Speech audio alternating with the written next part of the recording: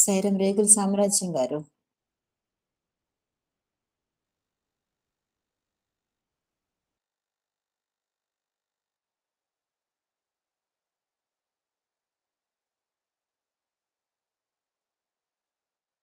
రేగుల సామ్రాజ్యం గారు సాయిరా.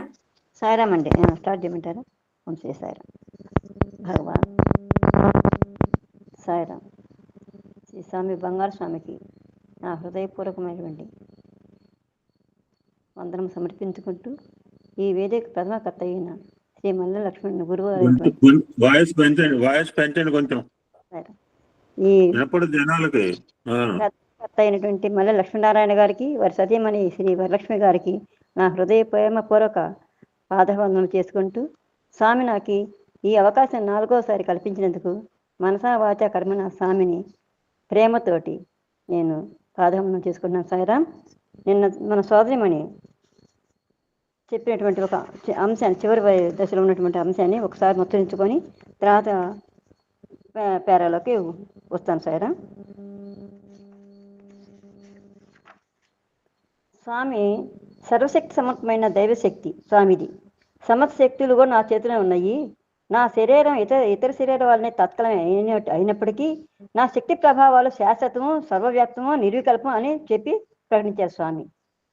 తర్వాత వస్తున్నాం సాయిరామ్. తర్వాత చదువుడానికి గుజరాత్ శాసన సభాధ్యక్షుడు శ్రీ బార్డే నవకాల పత్రిక సంపాదకునితో కలిసి బాబాని దర్శించుటకు కొన్ని వారములకు పూర్వమే ఆ పత్రికలోని బాబా మహిమలు చేయునప్పుడవి అత్యంత స్వేచ్ఛగా, యత్నరహితముగా, సహజముగా ఉండును. అట్టు చేయగలవారిని నేను మున్ను ఎప్పుడు కూడా చూచి చూడలేదు. పండరీపురం మన ఆలయంలో రుక్మిణీ విగ్రహమునికి ఎదురుగా నిలబడి ఈ విగ్రహములకు ముఖ్యమైన ఆభరణం లేదే అనుతూ ఆ వాక్యం పూర్తి కాకుండానే హస్తమును మంగళకరమైన కంఠాభరణం సృష్టించారు. ఇప్పటికీ కూడా ఆ ఆభరణము రుక్మిణీ విగ్రహము అలంకరించే ఉన్నది. శ్రీ బార్డే బాబాని ఇట్లు వస్తువులను సృష్టించే శక్తి అవ్యయమా అని అడిగిరి. నా శక్తికి పరిమితి లేదు, ఇది అవ్యయము, సముద్రము వలె అనంతము. ఎవరైనను ఎక్కడున్నను ఏమి కావాలన్నను కావలసినంత తీసుకువచ్చును అని బాబా అన్నారు. గౌరవనీయులైన మంత్రి పీకే సావంత్ గారు అది విని, అది అంతమైన ఎడల మానవాళి యొక్క దారిద్ర్యము, దుఃఖము బాపుడుకు ఎలా ఉపయోగించరాదు అని అడిగారు. దానికి బాబా చెప్పిన సమాధానం నవకాల పత్రికలు ప్రచురింపబడింది. లేమి వలన దుఃఖము, దారిద్ర్యము కలుగుననుకుంటున్నారు. లౌకికమైన భాగ్యములన్నీ కూడాను ఉన్నటువంటి రాజులు ఆనందముగా ఉండగలిగారా? వారికి సంతృప్తి ఉన్నదా? వారికి మానసిక శాంతి ఉన్నదా? నీ నిత్య వస్తువులు ప్రయోజనము జనులకు భాగ్యవంతులు చేయటం కాదు, వారిలో భక్తి విశ్వాసాలు వాటి ద్వారా మానసిక శాంతి పొందటానికే అని చెప్పారు స్వామి. అప్పుడు ఒక పెద్ద వ్యాపారస్తుడు ఒక డైమండ్ పొదిగిన ఉంగరము నాకు చూపి, ఇది బాబా సృష్టించి అనుగ్రహపూర్వకముగా నా వేలుకు తొడిగిన ఉంగరము కస్తూరిజీ. దీన్ని చూచినప్పుల్లా బాబా ఉంగరము నా వేలుకు తొడుగుతూ గూఢార్థంతో చెప్పిన మాటలు జ్ఞప్తికి వస్తూ ఉంటాయన్నమాట. ఇది డైమండ్ కాదు, ఇది ఒక ఉపదేశము. డైమండ్ అనగా డై మైండ్. నీ మనసులో ఉన్న రాగద్వేషాలు మరణించాలి, అప్పుడే నీకు శాంతి లభిస్తుంది. శ్రీ సావంతతో బాబా ఇలా అన్నారు. ఒక రోగి నా వద్దకు వచ్చును, నేను విభూతిని కానీ మరి ఏదైనా వస్తువును కానీ సృష్టించి అతనికి ఇచ్చేను. దాని దివ్యశక్తిని గ్రహించగలుగుతాడు, మనశ్శాంతి పొందుతాడు, వ్యాధి తగ్గుతుంది. ఆ విశ్వాసం వలన ఎన్నెన్నో సత్ఫలితాన్ని పొందుతాడు. నా ఎడల భక్తి గల వారికి మాత్రమే వీటిని ఇచ్చేదని అనుకోబాకండి. ఎవరి బాధలో తీరుటకు దైవ చింతన అవసరమో అట్టి వారికి అందరికీ కూడా ఇచ్చేదను. నవకాల సంపాదకుడు ఈ అద్భుతములను జరుపు శక్తి ఏది అని బాబాని అడిగాను. వీటిని అద్భుతములు, చమత్కారములు అనుచుందురు. అది తప్పు. ఇవి అద్భుతాలు కాదు, నమస్కారములు అందుకొంటకు చేసే చమత్కారములు కాదు. ఇది నాకు సహజం, నా వినోదం, నా ఆనందం. అది నిదర్శనే కానీ ప్రదర్శన కాదు. మానవులు మనసులను భక్తి, విశ్వాసము, విచారణ, ఆత్మజ్ఞానం వైపు మలించడానికి సహాయపడు గుర్తులే నేనిచ్చే వస్తువులు. మనసులో సంకల్పం కలగగానే ఆ వస్తువు తయారగును. కావాలను అనుకున్న క్షణములో నా చేతిలో ఉండును, లేదా నేనెక్కడ ఏది జరగవలనని సంకల్పించదునో అక్కడ అది ఆ క్షణంలో జరుగును అని బాబా సమాధానం ఇచ్చిరి. నమ్మకాల సంపాదకుడు ఈ మిరాకిల్స్ ద్వారా ఎక్కడనో సిద్ధముగా ఉన్న వస్తువును ఇక్కడికి రప్పించెదరు అందరూ. అటు రప్పించదురా అని బాబాని తిరిగి ప్రశ్నించిరి. ఈ ప్రశ్న వేయాలని చాలా మంది కుతూహలపడుతుందరు. భారతీయ విద్యాభవన స్థాపికులు, సుప్రసిద్ధ న్యాయవాది, రాజకీయవేత్త, రచయిత అయినటువంటి డాక్టర్ ఎం మున్హే ఈ విధంగా వ్రాసిరి. నా కుడి చెయ్యి కొద్దిగా వణుకుతున్నను. వారు కుర్చీలో నుండి లేచి నా వద్దకు వచ్చి వారి చేతిలో తీసుకొని వారి చేతిలో సృష్టించిన విభూతిని తన వేళతో నా మీద మృదువుగా రుద్దిరి. తర్వాత చెయ్యి త్రిప్పి క్షణములో ఒక ఉంగరం సృష్టించి నా కుడి చెయ్యి చిటికిన వీళ్ళకి వారే తొడిగిరి. అది కొంత తీసుకొని తయారు చేసేట్టు సరిగ్గా సరిపోయింది. అంటే కొలత తీసుకొని తయారు చేసినట్టుగా ఉంది అని అలాగే సరిపోయింది అని అన్నారు. ఆ క్షణంలోనే నా చేతి వ్రేలలోని బిర్రు సడలి స్వాధీనంలోకి వచ్చింది. కుడి కాలు, కుడి చెయ్యి వణుకుడు కూడా నిలిచిపోయిను. మేము వారి పెద్ద సెలవు తీసుకున్న సమయమున మళ్ళీ హస్తచాలనంతో విధులు సృష్టించి నా కుడి చేతి మీద రుద్దిరి. ఒక ఉంగరము ఎపోర్ట్ అంటే అదృష్ట చలనము. ఆ శక్తి ద్వారా తెప్పించుట నాకు ఆశ్చర్యం కలిగించలేదు. ఎపోర్ట్ అనగా ఒక చోట సిద్ధముగా ఉన్న వస్తువుని అదృశ్యముగా మరొక చోట తెప్పించడం అన్నమాట. ఎపోర్ట్ అంటే అంటే తయారు చేసే వస్తువుని ఇంకో చోట తీసుకురావటం. కానీ బాబా నిత్యము సృష్టించే విభూది ఒక పౌను ఉంటుందన్నమాట. స్వామి సృష్టించే విభూది దీన్ని ఎక్కడో భద్రపరిచి అడుగడుగున అక్కడి నుండి రప్పించి ఇచ్చుడు సాధ్యం కాదు. అందుచేత ఇది ఎపోర్ట్ కాదు, అంతకంటే ప్రబలమైన శక్తి. నిత్యము ముఖ్యముగా పర్వదినములలోను ప్రత్యేక కార్యక్రమములందును బాబా సృష్టించి ఇచ్చు విభూది పౌను కంటే ఎక్కువే ఉండును అన్నటువంటి విషయము డాక్టర్ మున్షికి తెలియదు.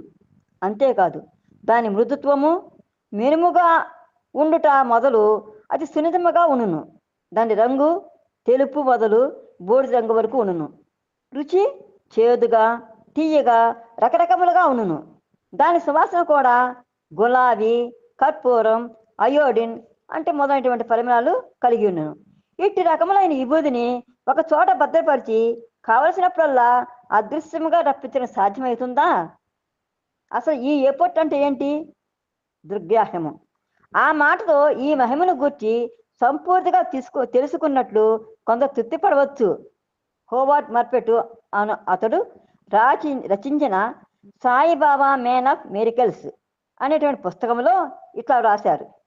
ఎపోర్ట్ అనగా ఒక స్థలంలో ఉన్న ఒక వస్తువును అక్కడ అదృశ్యం చేసి ఆ అదృశ్య స్థితిలో దాన్ని మరొక స్థలము తప్పించి తిరిగి దృశ్యరూపం తెచ్చుట అని భావించవచ్చును. చెప్పుడు చాలా సులభం, ఏ మాత్రమైనా అర్థం కాగలదా? కావలసిన వస్తువు ఎక్కడ ఉందో కనుక్కొని దాన్ని అక్కడ అదృశ్యం చేసి అదృశ్యం కాగా ఎంత దూరం రప్పించి దాన్ని తిరిగి మరి దృశ్యరూపంలోకి తీసుకొచ్చి ఈ తతంగమంతా రెప్పపాట కాలంలో జరుపుట కంటే అప్పటికప్పుడు సృష్టించుకుంటే ఏ సులభమని నా ఉద్దేశము అని అన్నారు స్వామి. ఈ ప్రశ్నకు బాబా చెప్పిన సమాధానం చూడండి. ఆ వస్తువులన్నీ కొత్తగా నా చేత సృష్టించబడినవి. తీసుకొచ్చుట అనగా అవి ఎక్కడో ఒక చోట ఉండి అక్కడి నుండి రావాలను. అదే నిజమైనతో నేను ఎక్కడనూ లభించిన వస్తువులు కూడా ఇస్తున్నానే. నేను సంకల్పించిన తక్షణమే అవి సృష్టించబడతాయి. ఈ శక్తిని అవగాహన చేసుకోవడం అసాధ్యం. బాబా ఎక్కడా లేనివి, దొరకనివి ఎన్నో పర్యాయములు కొత్త వస్తువులు సృష్టించి ఇచ్చుట నేను ఎరుగుదును. శ్రీ రామకృష్ణ పరమహంస చిత్రములో 4 మూలలందు మధ్యనేమో బాబా చిత్రపటములున్న ఫోటోని ఒకసారి సృష్టించారు. ఉత్తర కర్ణాటకకు చెందిన పంత్జీ డాక్టర్ గోకాక్ తండ్రికి తాతకి గురువు. డాక్టర్ గోకాకు ఇంట పూజా గృహమందు ఆ పంత్జీ పాత ఫోటోను చూసి హస్తచాలనం చేత చిన్న సైజులో కొత్త ఫోటో సృష్టించి ఇచ్చారు. నవకాల పత్రిక సంపాదకుడు బాబాని అడిగిన మరికొన్ని ప్రశ్నలను వాటికి వారిచ్చే సమాధానములను ఈ కింద పొందుపరిచేది. స్వామిని అడుగుతున్నాడు ప్రశ్నలు, స్వామి సమాధానం చెప్తున్నాడు అనమాట. ఎప్పటి నుండి ఈ దివ్యశక్తులను ప్రకటించుట ప్రారంభించారు అని అతను ప్రశ్నించాడు. నా బాల్యం నుండి అన్నారు స్వామి. అంటే అన్నాడు ఆయన, నేను బడికి వెళ్ళే రోజుల్లో నా చుట్టూ చేరిన పిల్లలకు చాక్లెట్లు, గోళికాయలు మొదలైనవి సృష్టించి ఇచ్చేవాడిని. దానికి మళ్ళీ ఆయన ఇంకో ప్రశ్న అడుగుతున్నారు. తాము ఏ వయసు నుండి ఈ దివ్యశక్తులు పొంది ఉంటిరి అని ప్రశ్నించాడు.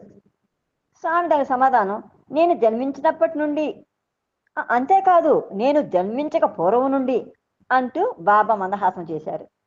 అవును, పుట్టపర్తిలో ఈ క్షత్రియ కుటుంబమును అవతరించుట పూర్వము షిరిడి సాయిబాబా గాను, అంత పూర్వం శ్రీకృష్ణుడు గాను అవతరించింది వారే కదా. అయితే బాబా సమాధానంలోని అంతరార్థము ఆ సంపాదనకి బోధపడల. అంటే అని తిరిగి ప్రశ్నించబోయాడు. అంటే జన్మించుటకు నేనే నిశ్చయించుకున్నాను, నా తల్లి ఎవరో నేనే నిశ్చయించుకున్నాను. మానవ మాతృలు తమ భార్యల్ని భర్తలను మాత్రమే ఎన్నుకోగలరు. రామావతారంలోనూ కృష్ణావతారంలోనూ వారు తల్లులను ఎంచుకోలేదా? అప్పుడు కూడా వారు జన్మించుటకు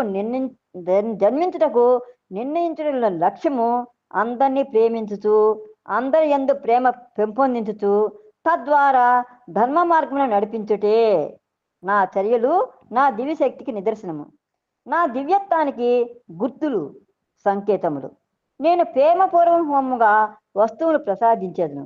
నా ప్రేమ అవ్యయము, నాకు ఎట్టి కోరికలు లేవు. నా మాట ప్రేమ, నా బాట ప్రేమ, నేనే ప్రేమ. బృందావనం తిరిగి వచ్చి బెంగళూరు విశ్వవిద్యాలయంకు అనుబంధించబడిన ఆర్ట్స్ అండ్ సైన్స్ కాలేజీ వ్యవహార కార్యక్రమంలో బాబా నిమగ్నులై ఉన్నారు. 1969 సంవత్సరం జూన్ 9వ తేదీన ఆ కాలేజీ ప్రారంభించబడినది. 18వ తేదీన మైసూర్ ప్రాంతమందలి సుప్రసిద్ధ కర్ణాటక కవుల సమ్మేళనము బృందావనంలో ఏర్పాటు చేశారనమాట. హృదయాన్ని కదిలించే విషాద గాథలను తన కవిత్వమందు ప్రతిబింబించిన డాక్టర్ డిఆర్ బెంద్రి కూడా ఆ సమ్మేళనంలో పాల్గొన్నారు. ఆయన వ్రాసిన పద్యంలో వైట్ ఫీల్డ్ నాకు పాండురంగ అను అర్థం వచ్చేట్టుగా వైట్ ఇజుగల్ పాండు, ఫీల్డ్ ఇజుగల్ రంగ, ఆ అర్థం వచ్చేట్టుగా ప్రేక్షకులు ముగ్ధులు చేశారు.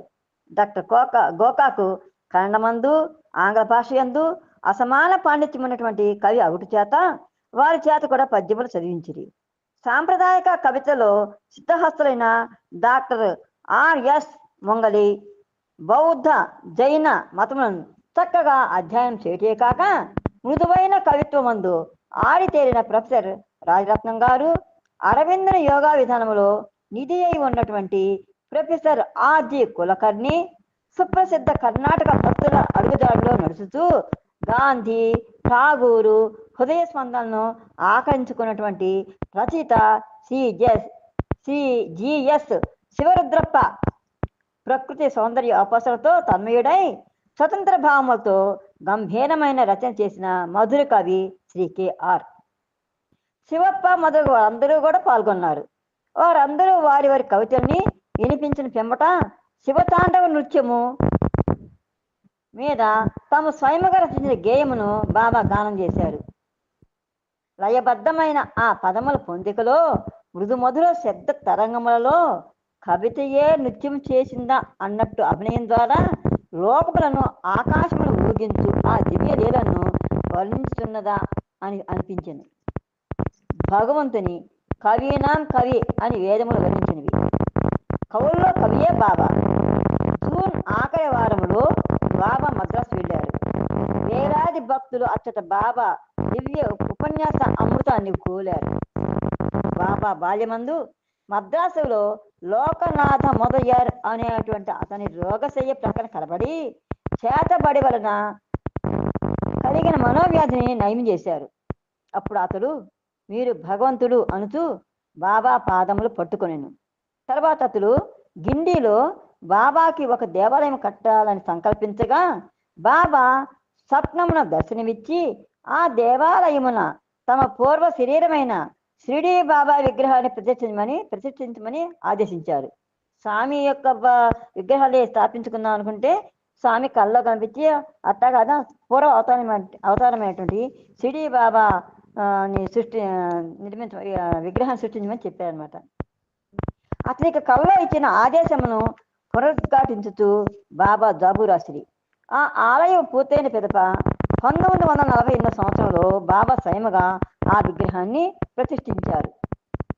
1968వ సంవత్సరంలో ఆ దేవాలయమును సందర్శించిన హోవర్డ్ మార్పెట్టు అందరి విగ్రహమును కూర్చి రోమ్ నగరములోని చిన్న చర్చిలో మైకేల్ ఏంజిలో పాలరాతితో చెక్కిన మోజెస్ విగ్రహాలే ఉంది. చూసిన వెంటనే ఆ శిలా విగ్రహము సజీవమైనట్టుగా భ్రాంతి కల్పింది అని వ్రాశారు. విగ్రహం ప్రతిష్ఠించిన రోజున మొదయ్యార్ కుటుంబం వారు బాబా పాదములు కడిగి పుష్పములతో పూజించు అదృష్టానికి నోచుకున్నారు. బాబా పాదముద్రలు గైకొనుటకు వారు పట్టు వస్త్రము సిద్ధంగా చేసుకొని అందరికి బాబా ఆజ్ఞ కోరారు. అంటే స్వామి పాదాల కింద ఆ బట్ట వేద్దాం అనుకున్న పట్టు వస్త్రాన్ని బాబా అంగీకరించిన పిమ్మట బాబా పాదములకు పసుపుతో కూడిన చందనపు ముద్ద పూశారు. బాబా లేచి పట్టు వస్త్రంపై కాళ్ళు పెట్టుటకు ముందు, నా పాదములెందుకు? ఈనాడు పాత బాబా విగ్రహం ప్రతిష్ఠించింది కదా, అందుచేత ఆ పాత బాబా పాదముద్రే ఇస్తానని చెప్పి అన్నారు మన స్వామి. అని పట్టు వస్త్రం మీద నిలబడ్డారు. వస్త్రం పై నుండి పాదములు తీయగానే ఏర్పడిన ముద్దలు బాలబాబా యొక్క సుకుమార పాదములు కావు. అంతకు 32 సంవత్సరాల పూర్వం సిడి వీధిలో నడిచిన బాబా పొడవు వెడల్పు ఉన్న పాదముద్రలు పడ్డాయి అన్నమాట. ఆ ఆలయం ఏర్పాటు చేసిన బహిరంగ సభలో బాబా ప్రసంగించుచు, నా సిడి రూపమును ఈ దేవాలయంలో 21 సంవత్సరముల క్రితము ప్రతిష్ఠించినాను. భగవంతునికి పర్యాయ పదమైన విష్ణువు. విష్ణువు అనగా సర్వత్రా సర్వకాలమందు కూడా ఉండేవాడు అని అర్థం అనమాట. ఒక దేవుని విగ్రహం చూపి ఇది విష్ణువు అని అన్నప్పుడు దీన్ని మూఢ విశ్వాసం అని కొందరు పరహసిస్తారనమాట. భగవంతుడు అను అమృతములు గొరటకు ఒక చెంచా గాని కప్పు గాని అవసరం కదా. ఆ దివ్య ఆనందం అనిపించడానికి విగ్రహ ఒక సాధనం, ఒక పాత్ర. ఆ పాత్ర ఏ సైజులో ఏ ఆకారములో ఉన్నను, దేంతో చేయబడినను అది ఆనందములకు ఆధారం మాత్రమే. రసోభయ సహా భగవంతుడు రసస్వరూపుడు. అతడు బలము, విశ్వాసము, ఆనందము ప్రసాదించును. భగవంతుని అనుగ్రహమును నటరాజు, దుర్గా, గణేష, లింగము, కృష్ణ, క్రీస్తు, సాయిబాబా అను ఏ పాత్రతోనైనా గ్రోలవచ్చును. మీలో కొందరు ఈ విగ్రహ రూపములను ఉన్నటువంటి పాత్రను అభిలషించినందున ఆ విగ్రహమునే ప్రతిష్ఠించింది. షిరిడీలోని ద్వారకామయ మసీదులో కూర్చుని ఉపదేశించిన సాయి రూపం ఇది అని ప్రవచించారు. జూలై 29వ తేదీన గురు పూర్ణిమ సందర్భంలో భారతదేశంలోనే కాక తదితర దేశంలోని సత్యసాయి సేవా సమితిలోని భక్తులకు సందేశపూర్వకముగా బాబా ప్రహ్లాదుని ప్రార్థన ఉదహరించుతూ ఇట్లా వ్రాశారు. ఓ భగవంతుడా, నీ పాదపద్మలను సేవించు భాగ్యాన్ని అనుగ్రహింపుము. నీ పాదపద్మలను పూజించు వారి సహచర్యమును, సమస్త జీవరాశులు అందరి నిత్యమైన ప్రేమను, దయను ప్రసాదించుము. ఈ ప్రార్థన యొక్క ప్రాశస్త్యమును వివరించి, start the day with love, fill the day with love, send the day with love and end the day with love. This is the way to God అని ఉపదేశించారు. ఆ సాయంత్రము ప్రశాంతి నిలయమందు తమ దివ్య ఉపన్యాసములో మతముల ఆదర్శములను సమస్తులకు పరిమితము చేసి సంకుచిత దృష్టితో సమాజమును విభజించుకుడు, విశాల దృష్టితో అన్ని మతముల ఆదర్శములను గౌరవించుడు.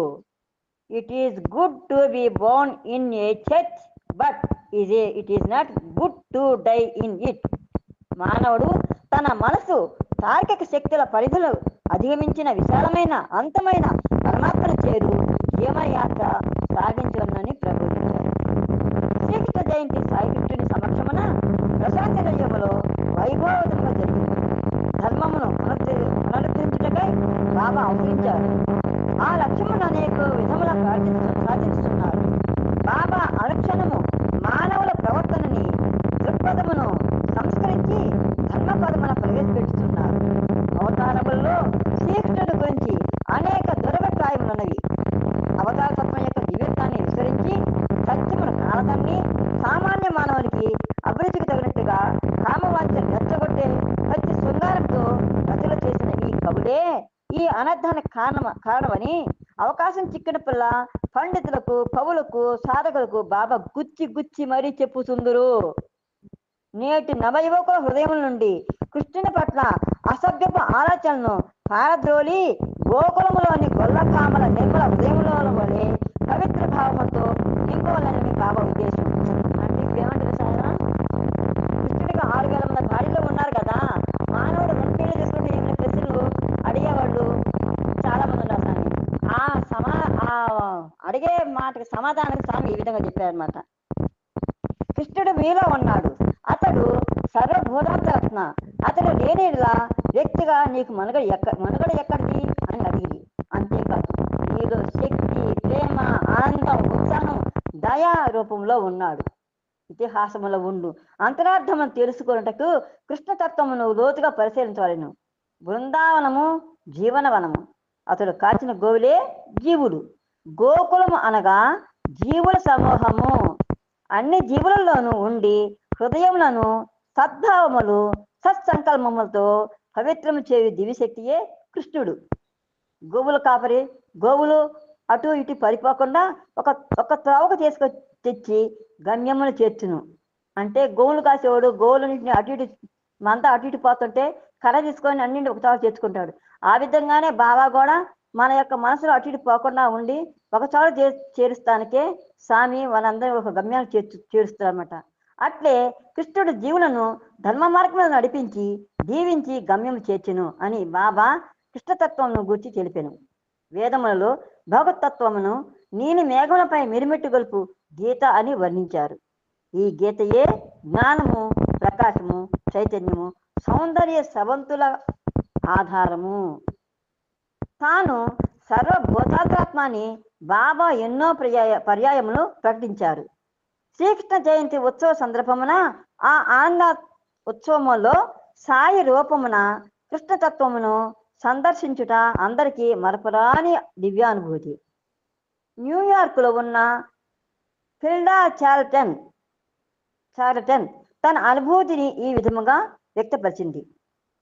వీచు పెనుగాలుల నీ పెదవుల, ఊచు తరువుల నాట్య లయముల, ఆ తరువుల ప్రాణంబు నీవు కావే, ఆ గాలుల ప్రణవంబు నీవు కావే, ఆ జంతముల నీవు, ఆదికి యాది నీవు, ఆ జంతముల తేలు నిరంతర జీవి నీవు, ప్రేమవు నీవు, జ్యోతివి నీవు, నేను నీ దానను, నేనే నీవు. ఇది ఆంగ్లం నుండి అనువాదం చేసేసారా?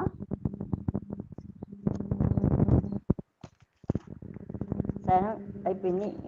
ఆరో భాగం సారం.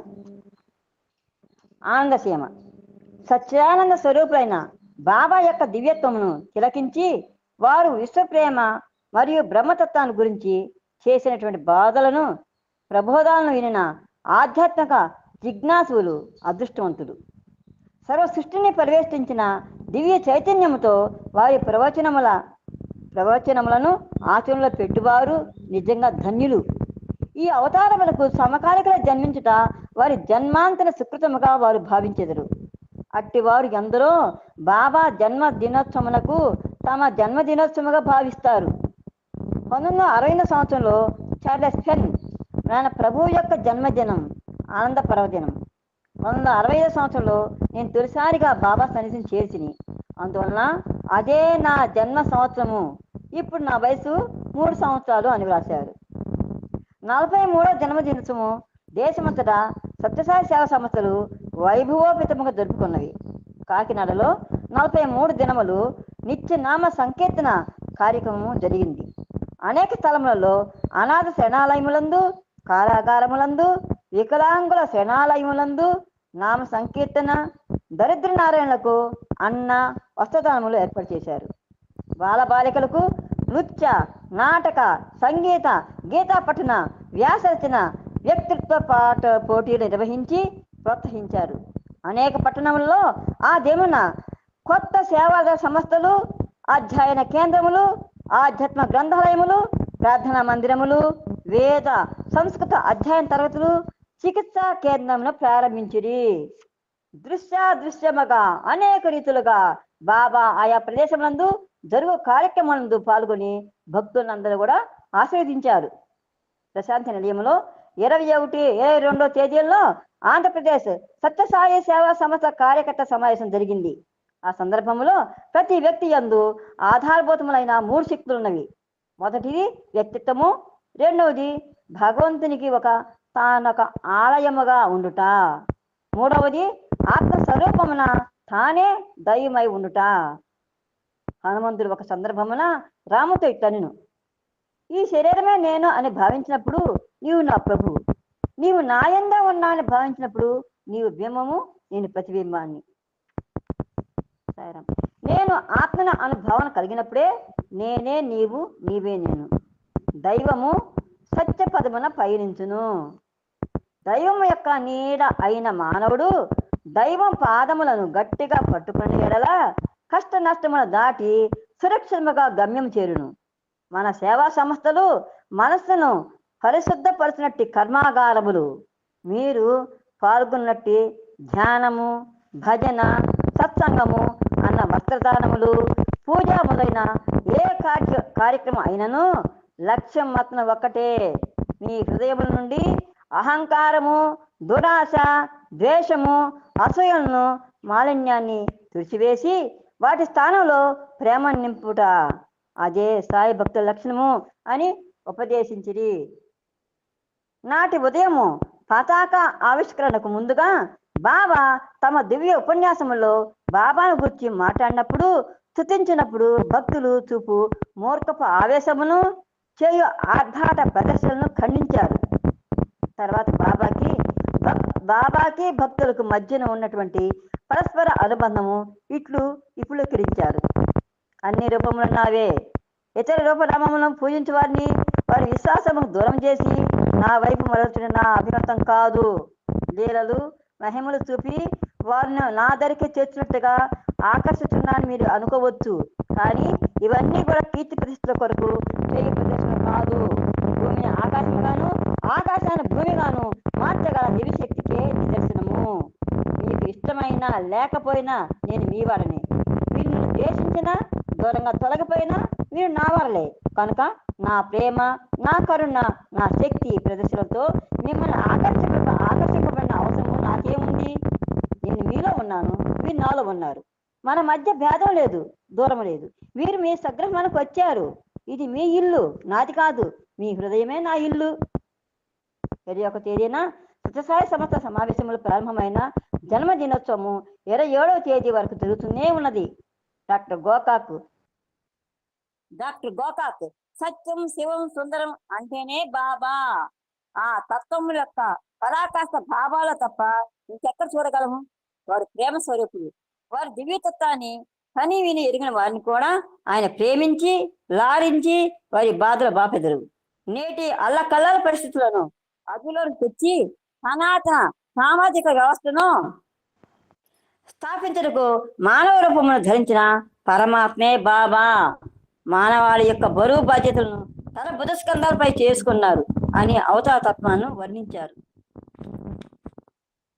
23వ తేదీన జన్మదినోత్సవ సందర్భముగా నాటి ఉదయమున వేదాధ్యయనం చేయ విద్యార్థులు, భజన చేయ భక్తులు, మంగళవాద్యములు, పండితులు, పురోహితులు ముందు సర్వాలంకార భూషితమై తన జన్మ తరించింది అన్న ఆనందమున మెరయు కళ్ళతో సేనుకు సాయి గీత నెమ్మదిగా అడుగులు వేయుచు వెంటరాగా నిలయం నుండి విశాలమై అలంకార శోభితమై మయసభ అని అనిపించేటువంటి సభాస్థలికి బాబా ఊరేగింపుతో వచ్చారు. ఈ అవతారమును లోకములకు ప్రసాదించిన మహాసాధ్వి అయిన మాతృమూర్తి ఈశ్వరాంబ బాబా పక్కనే నడుస్తూ వస్తున్నారు. ఉదయ సమావేశంలో ఆడిటోరియంలో కూర్చున్న 20,000 మంది ప్రేక్షకులు దర్శించిన ఒక అద్భుత సంఘటన బాబా యొక్క అనుపమానమైన ప్రేమకు తార్కాణం. బాబా వేదిక మీదకు వచ్చి రజసింహాసనం అధిష్ఠించగానే ఆ మహాజనసందోహం చేసిన హర్షనాదాలతో ఆడిటోరియం మారిమోగిపోయింది. ప్రతి జన్మదినోత్సవంలోనూ కొందరు భక్తులకు, ముఖ్యముగా ఆశ్రమంలో ఉండు వృద్ధ దంపతులకు బాబా శిరమపై సుగంధ తైలము ప్రోక్షించే భాగ్యాలను కలిగించారు. సాంప్రదాయం అనుసరించి యుగ యుగముల ఆ మానవాళి కృతజ్ఞతకు పాత్రురాలైన మాతృశ్రీ ఈశ్వరంబ ప్రప్రథముగా పుష్పము తైలమును ముంచి లాంఛనప్రాయంగా 1-2 చుక్కలు శిరమును దాల్చి మునివేళతో బాబా శిరమును ఉద్దారు. తర్వాత మిగిలిన భక్తులు ఆమెను అనుసరించారు. పర్షియన్ ఉర్దూ కవయిత్రి శ్రీమతి తాహిరా సయ్యద్ బేగం, జామ్నగర్ రాజమాత, సురోహి రాజమాత, యోగ సాధనలో ప్రపంచ విఖ్యాతి గాంచిన శ్రీమతి ఇంద్రాదేవి, వృద్ధుడు బాబాను ఈ రూపమునే కాక షిరిడీ బాబా అవతారము కూడా షిరిడీలో ఉండకపోతే శ్రీ దీక్షిత్ గారు, ప్రొఫెసర్ గోకాక్ తదితరులు కూడా తైల పాత్రలో పుష్పమును ముంచి ఆ తైల బిందువులను బాబా శిరమును ప్రోక్షించి బాబా పవిత్ర పాద పద్మంపై తమ శిరములను ఉంచి నమస్కరించిరి. సరే ఆపమంటారా? అమెరికా నుండి ఈ ఉత్సవం సూచనకు వచ్చిన శ్రీమతి ఎండర్సన్ పక్షవాతంతో కాళ్ళు కదపలేని స్థితిలో చక్రముల కుర్చీలో వేదికపై దూరముగా కూర్చుని ఆనంద ఆశ్రమం నిండిన నయనములతో ఈ దృశ్యాన్ని తిరుగుస్తూ ఉన్నది. బాబా దృష్టి ఆమెపై పడింది. ఆమె పుష్పమును నూనెలో ముంచిన తర్వాత ఆ పుష్పమును ఇటు తీసుకుంటా, ఆమె సంతోషిస్తుంది అని బాబా అన్నారు. బాబా అపారకరణకు నాకు పరమానందం కలిగి బాబా ఆజ్ఞానుసారము ఆమె వైపు 2 అడుగులు వేసినో లేదో బాబా ఉండు నేనే ఆమె దగ్గరికి వెళ్ళేదను అంటూ సింహాసనం దిగి బాబా ఆమె వద్దకు వెళుతుండగా వెనక తైల పద్ధతితో నేను అనుసరించింది. భక్తులు అర్ధనయనములతో చూస్తూ ఉన్నారు. బాబా ఆమె ముందు శిరస్సు వంచి నిలబడగా ఆమె పుష్పముతో తైల బిందువులను బాబా సుందర కొంతములపై 3 పర్యాయములు చిలకరించెను. ఆమె ఆనందానికి అవతులు లేవు. ఆ ముదసరి మోమున ద్యోతకమైన భావోద్వేగము వర్ణనాతీతం. అంతటితో ఆ దృశ్యము సమాప్తి కాలేదు. లేచి నిలబడు అంటూ బాబా ఆమె చెయ్యి పట్టుకున్నారు. ఆమె లేచి నిలబడింది. నాతో నడిచిరా అని ఆదేశించారు. బాబా ఆజ్ఞను పాలించుతూ అడుగుల్లో అడుగులు వేస్తూ 40 అడుగుల దూరంలో ఉన్న సింహాసనం వరకు నడిచేది. ఆమె అవయవములు సంపూర్ణముగా ఆమె స్వాధీనంలోకి వచ్చినాయి. ఈ అద్భుత లీలకు దిగ్భ్రాంతులైన భక్తులు కరతాళాధ్వనులతోటి సభామఠం దద్దరిల్లిపోయింది. తైలపాత్ర చేతిలో ఉండగానే ఆంధ్రప్రదేశమైన వేదిక ముందున్న మైక్ వద్దకు పరిగెత్తి ఆమెకు కాళ్ళు వచ్చినవి. ఇన్ని సంవత్సరాల తర్వాత ఆమె తిరిగి నడవగలుగుతుంది. జన్మదినోత్సవ సందర్భమున బాబా ఆమెకు ఇచ్చిన కానుక ఇది అని ప్రకటన చేసి తిని ఇన్నిసార్లు బాబాలు చూసినను ఎప్పటికప్పుడు కొత్తగానే ఉంటాయి కదా. జన్మదినోత్సవ సందర్భమున స్వామి తమ దివ్య ఉపన్యాసములో లోకముల 5 రకములైన పుత్రులు ఉద్భవించుందురు. న్యాసపుత్రుడు అనగా పూర్వజన్మలో నీ వద్ద అతడు దాచిన ధనమును నువ్వు దుర్వినియోగపరచడితే ఆ సొమ్మును వసూలు చేసుకోవడానికి జన్మించే పుత్రుడు. గత జన్మలో తండ్రికి రుణపడిన కొడుకు ఈ జన్మలో తారుమారే తాను తండ్రిగాను తన తండ్రి రుణం తీర్చును. అట్టివాడు రుణపుత్రుడు. కిందటి జన్మలో రుణమును తీర్చదాలక ఆ రుణం తీర్చుకోవటానికి పుట్టినవాడు ధనపుత్రుడు. సుపుత్రుడు అనగా సైరా ఆపమంటారా? ఎందుకంటే సబ్జెక్ట్ చాలా ఎక్కువైందమ్మా. సైరం ఈ పేర తర్వాత రేపే వాళ్ళు చదువుతారు. ఎందుకంటే ఇది ఇప్పుడు ఓకే సార్. సారీ సైరా. ఏం పర్లేదు. ఇది ఆల్రెడీ నువ్వు చెప్పబోయే సబ్జెక్ట్ ఈ మధ్య ఒకసారి చెప్పి నెక్స్ట్ వేరే వాళ్ళు చదువుతారు. అది అక్కడి ఇక్కడికి ఆ పేర. ఎక్స్క్యూజ్ సైరా, ఎక్కువ పోయినందుకు నాకు టైం తెలియదు సైరా. ఏం పర్లేదు, టైం గురించి మాట్లాడదు. ఇంకా 2 నిమిషాలు జనరల్ గా మాట్లాడి క్లోజ్ చేయండి. ఓకే సైరా. కానీ సైరా ఒక స్వామిలు ఒకవేళ నా ఫోన్ అసలు బాగాలేదు సారు. నేను రాత్రి తెల్లవారు స్వామిని ప్రార్థించాను. స్వామి నాకు రిపేర్ చేసిన వాళ్ళు ఎవరు లేరు స్వామి, నా యొక్క నాకు అవకాశం వచ్చే ఈ అవకాశం సద్వినియోగం చేసేలా చేసాము ప్రార్థించుకున్నాను స్వామి. ఫోన్ బాగా పనిచేసింది స్వామి ఎరగలు ఇది నాకు మాత్రం సార్.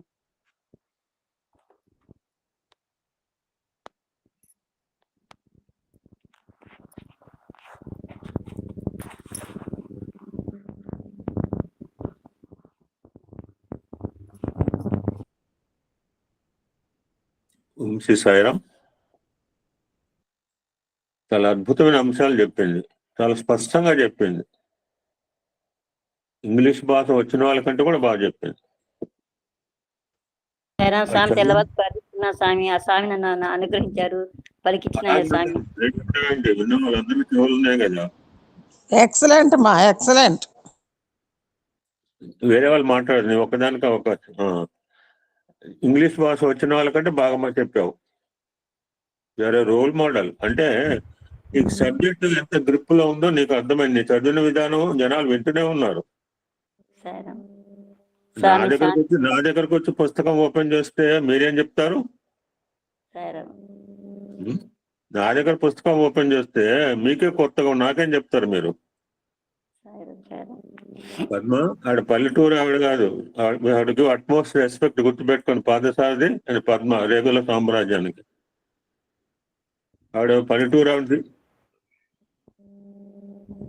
సారా పల్లెటూరుగా సార్, ఒక మధ్యవర్తి పట్టణం లాగా ఉంటుంది సార్, మేరమిట్ట మరి పల్లెటూరుగా సారా. Okay okay sir, thank you sir. ఇప్పుడు సడన్ గా ఒక మేడం ఒక అంశం చెప్పడం వల్ల I have taken this subject అండి.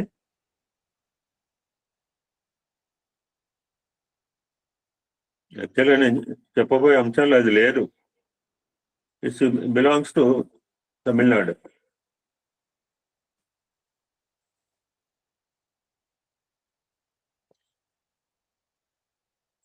ఇందాక ఒక ఆయన ఎవరో చెప్పింది, ఇప్పుడు శాస్త్రి గారు చెప్తుంటే ఈయన అట్లే అప్పుడప్పుడు చెబుతుంటాడులే, మాటల వరుసలో చెప్తుంటాడు అని అనుకుంటాం కూడా. నేను కూడా అనుకుంటా అప్పుడప్పుడు, ఎందుకంటే చాలా స్పీడ్గా మాట్లాడుతుంటారు కదా, చాలా అలవోకగా చెప్తుంటే.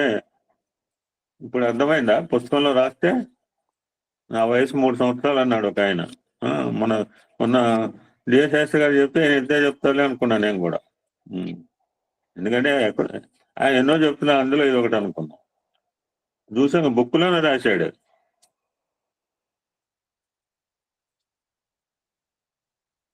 ఇంకొక ఆయన అడిగాడు, మీరు అన్ని చేస్తే ఎన్ని చేస్తే మొత్తం దరిద్రం అంతా పోగొట్టొచ్చుగా. ఆయనకు అదే పని కాదు. మా పాలు 70 రూపాయలు 80 రూపాయలు లీటర్ అండి. నేను వాళ్ళ ఊళ్ళో చూసిన వేమవరంలో 80 రూపాయలు లీటర్. మరి మా గ్యారెంటీ మేము ప్యాకెట్ కూడా అంతే ఇద్దాము. హాఫ్ లీటర్ 40 అండి, మాకు 80. నీళ్ళని పాలు చేయొచ్చుగా. పెట్రోల్ 110 రూపాయలు అండి.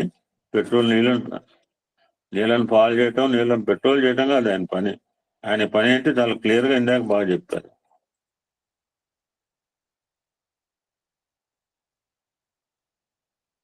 So he briefly narrated about this Loknath Modaliyar. యాక్చువల్గా ఇవాళ సత్సంగంలో ఆయన పేరు లేదు, బట్ అతని గురించి కొన్ని విషయాలు వచ్చింది కనుక టాపిక్ తెలుసుకునే పెట్టాం. ఏదైనా స్వామి విషయాలే కదా, 4 మంచి విషయాలు తెలుసుకుని 12:30కి మంగళహారతి పెట్టి ఇంటికి పోవాలి. రోజు మన డ్యూటీ అది. పనికిరాని మాటలు ఇక్కడ ప్రదేశం లేదు, టైం లేదు కూడా అసలు. So will see about Loknath Mudaliar. ఆవిడ అన్నందుకు ఒకటి 2 సార్లు చెప్పాను ఇప్పుడు సత్సంగాల్లో, చాలా లాంగ్ గ్యాప్ వచ్చింది కూడా. ఈ belongs to the place triple can. నేను ఒకసారి మెడికల్ క్యాంప్కి వెళ్ళాను, నాకు చాలా ఇష్టం అనమాట. ట్రిపుల్ క్యాన్ అంటే 2 సార్లు వెళ్ళాను. ఒకసారి మా అబ్బాయిని చూడటానికి ఒక పరిస్థితిలో వెళ్ళాను, 2 సార్లు. ట్రిపుల్ క్యాన్ లో మెడికల్ క్యాంప్ కూడా వెళ్ళాను, Sathya Sai mobile hospital medical camp. Will see that Loknath Mudaliar is the greatest devotee.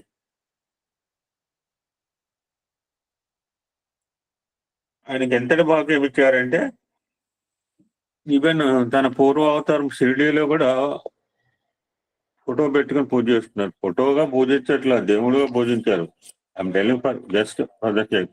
Photo అయినా విగ్రహం అయినా, అది ఫోటో విగ్రహం అంటే విగ్రహమే ఫోటోనే. But there is no idol even at Shirdi. అటువంటి తన పూర్వ అవతారానికి ఫస్ట్ ఒక విగ్రహాన్ని నిర్మించే అవకాశాన్ని ఇచ్చారు Loknath మొదలియార్కి. At the age of 21 years, Baba Kapu years.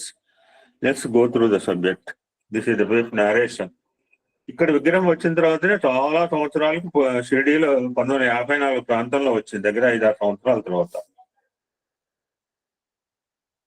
So we'll go through about Loknath Modaliyar briefly. Then we'll go to New Year message, continue it.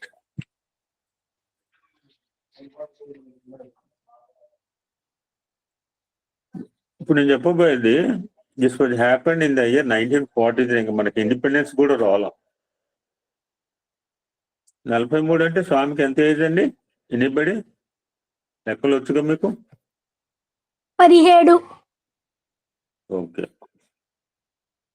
So this happened in the year 1943.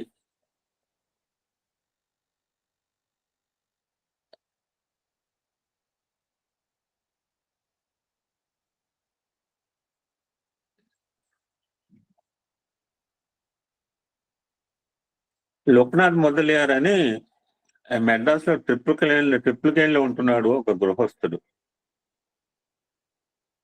ఆయనకు ఒక భార్య ధనమ్మ, కుమార్తె లీల. ఈ లోక్నాథ్ మొదలియార్కి మెడ్రాస్ లో గిండి అనే station ఉంది. Guindy railway station పేరు వినే ఉంటారు. పెద్ద ఇండస్ట్రియల్ ఎస్టేట్ అది.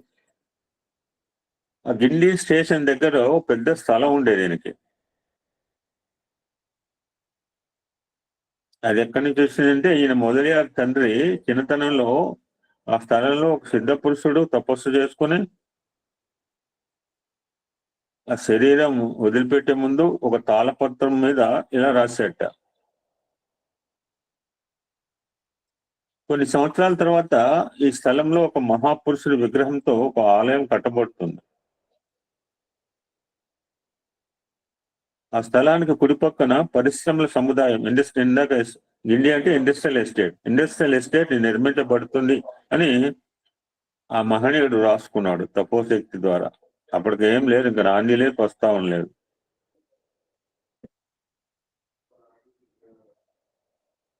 పంతొమ్మిది 1943 ప్రాంతంలో గుజరాత్కు చెందిన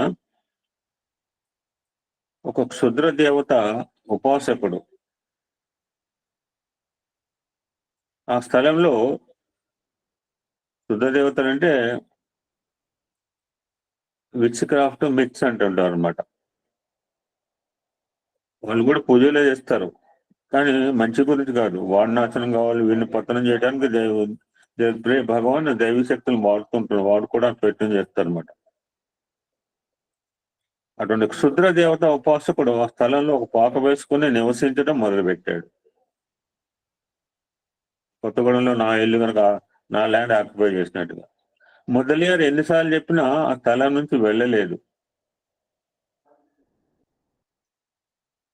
దసరా పండుగ కొన్ని రోజుల ముందు లోక్నాథ్ మొదలియార్ ఆ గుజరాత్ ఉపాసకుని ఆ స్థలం నుంచి ఖాళీ చేయించడానికి కోర్టు ఆర్డర్ సంపాదించాడు. నాకు కోర్టు ఆర్డర్ ఇచ్చింది, ఇంకా నేను ఖాళీ చేయించలేకపోతాను నా స్థలాన్ని. ఆ ఆర్డర్ సహాయంతో దుర్గాష్టమి ముందు రోజు ఆ గుజరాతీ ఉపాసకుడు లేని సమయంలో ఆ పాక పీకి వేయించాడు. ఇది జరిగేటప్పటికి ఆ గుజరాత్ మనిషి తిరిగి వచ్చాడు. పట్టరాన్ని కోపంతో నానా దుర్భాషలాడుతూ లోక్నాథ్ మొదలియార్కి ఒక శాపం పెట్టాడు. ఆ మన్నాడు సూర్యోదయం నుంచి మొదలియార్ పిచ్చివాడు అవుతాడని గట్టిగా అరిచి అక్కడి నుంచి వెళ్ళిపోయాడు అతను.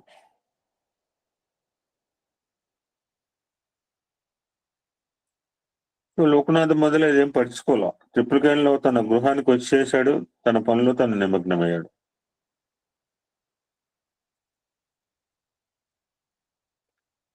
మరుసటి రోజు నిద్ర లేచేటప్పటి నుంచి అరుపులు కేకలతో పిచ్చిగా ప్రవర్తించడం మొదలుపెట్టాడు.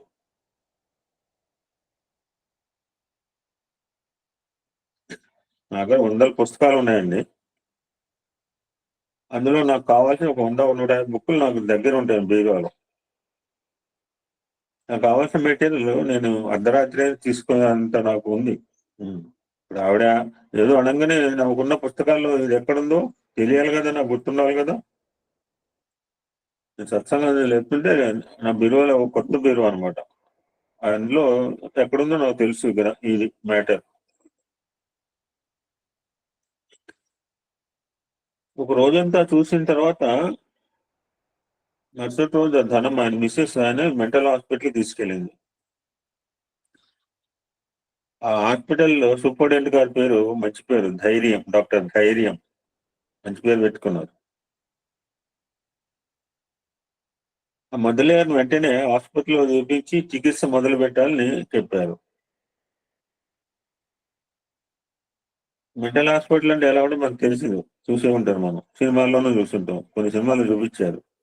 ఆ ఆసుపత్రిలో చేర్పించిన ఇష్టం లేక ధనమ్మ ఒకరోజు గడువడికి స్వామిని కనుక కజరి తప్పించినట్టున్నమాట. వాడు వదిలిపెట్టాడు, మళ్ళా వస్తా అని చెప్పి తప్పించుకొచ్చారంట.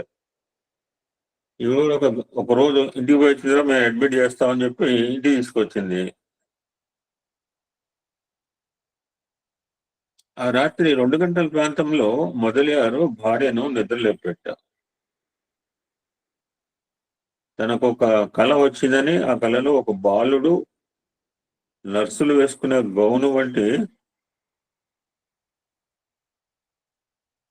ఎర్రని గౌను వేసుకొచ్చి తనను పూజా గదిలోకి తీసుకువెళ్లి అక్కడ పంచపాత్రలో ఉన్న తులసి తీర్థం 3 సార్లు తన నోట్లో పోశాడని, అప్పటి నుంచి తనకు పిచ్చిపోయిందని చెప్పాడు. ఆ కుటుంబం అంతా దేవుడే వచ్చి రక్షించాడని భావించారు. ఇందాక ఈ అమ్మాయి దాదాగిరి చెప్పినప్పుడు అప్పుడు భగవాన్ సత్యసాయి బాబాకి అప్పుడు ఏజ్ 17 సంవత్సరాల వయస్సు. అవతార ప్రకటన జరిగి 3 ఏళ్ళు అయింది. ఆ సంవత్సరమే మొదటిసారి మెడ్రాస్ వచ్చారు. ఆ విజయదశమి రోజు భగవాన్ కారులో ఒక తోట నుంచి మరో తోటకి వెళ్తూ డ్రైవర్ని ట్రిపుల్ కేన్ పోనీయమని చెప్పారు. ట్రిపుల్ కేన్ ఎక్కడ ఉందంటే ఆ మెరీనా బీచ్ కి రైట్ సైడ్ ఉంటే లెఫ్ట్ సైడ్ లోకి వెళ్ళాలన్నమాట. ట్రిపుల్ కేన్ అంటే ఆ వివేకానంద మెమోరియల్ తర్వాత ఒక లెఫ్ట్ టర్న్ వస్తుంది, ఆ లోపల లొకేషన్ అంతా ట్రిపుల్ కేన్.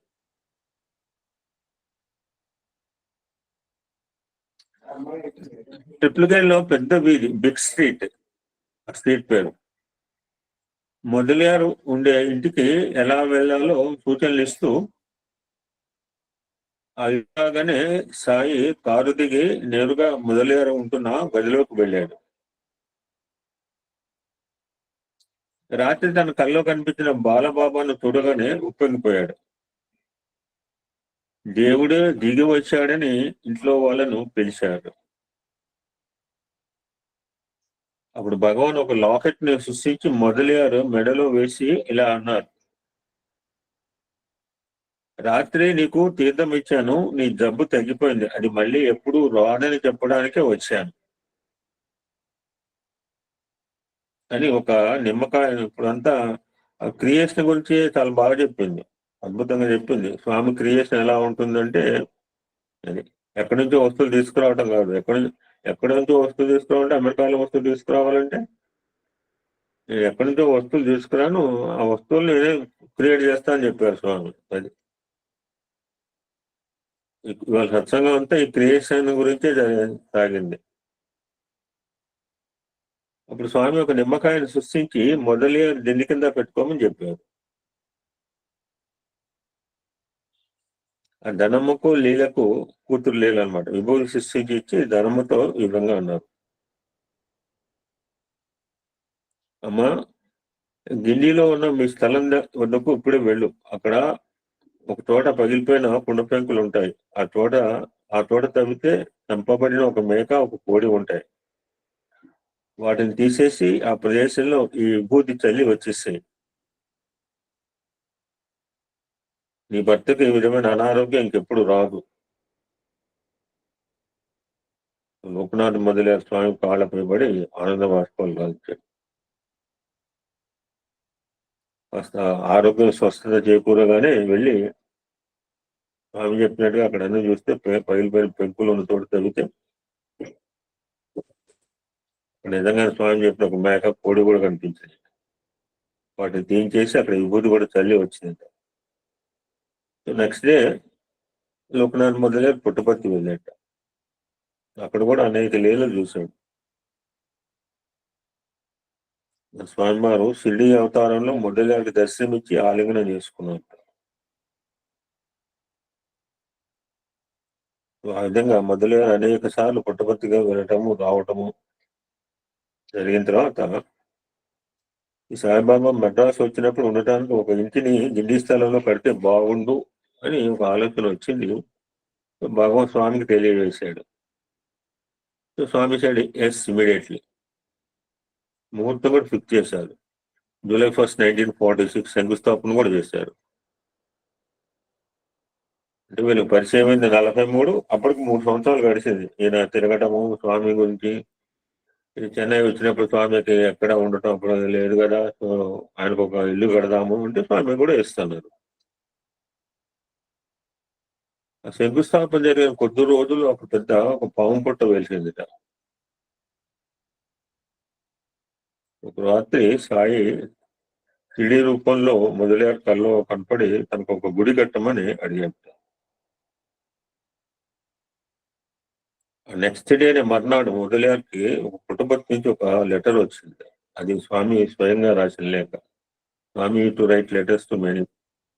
అందులో ఈ విధంగా ఉంది లెటర్లో. నా కోసం ఇల్లు కట్టే ప్రయత్నం మానేయి. దాని బదులుగా నా పూర్వరూపమైన షిరిడీ సాయి గుడి కట్టు. నేనే వచ్చి విగ్రహ ప్రతిష్ఠ చేస్తాను. ఇంతవరకు నా పూర్వరూపానికి ఏ గుడిలోనూ విగ్రహం లేదు, ఇంక్లూడింగ్ షిరిడీలో కూడా లేదు. వెంటనే పని ప్రారంభించు. ఇక్కడ ఏంటంటే మనం గుర్తుపెట్టుకో 1946 సంవత్సరంలో షిరిడీలో కూడా సాయి విగ్రహం లేదు. ఆ సమాధి మీద ఒక చిత్రపటం ఉంటుంది.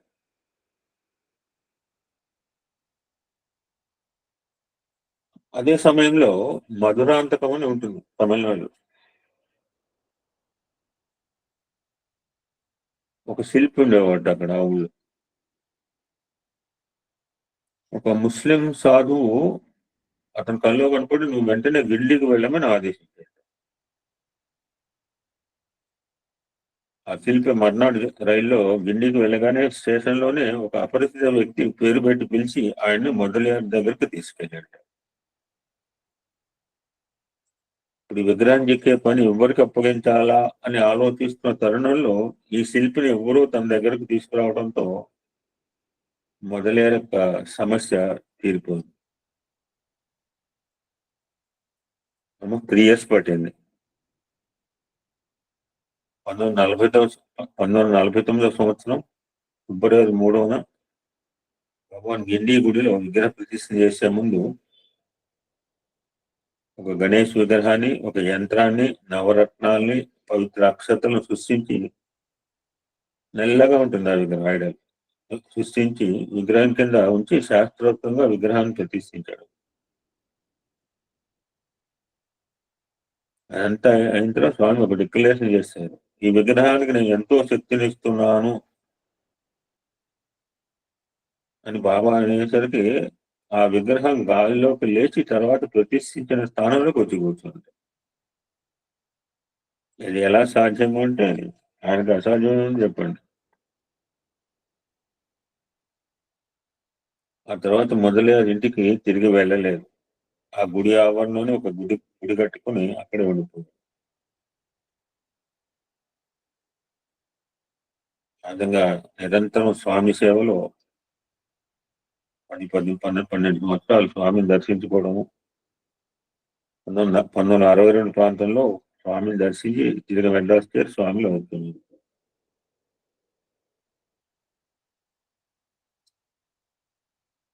మళ్ళా స్వామి 1973లో ఫిబ్రవరి 3వ తారీఖు, ఆల్మోస్ట్ 49 అంటే 25 years సిల్వర్ జూబ్లీ.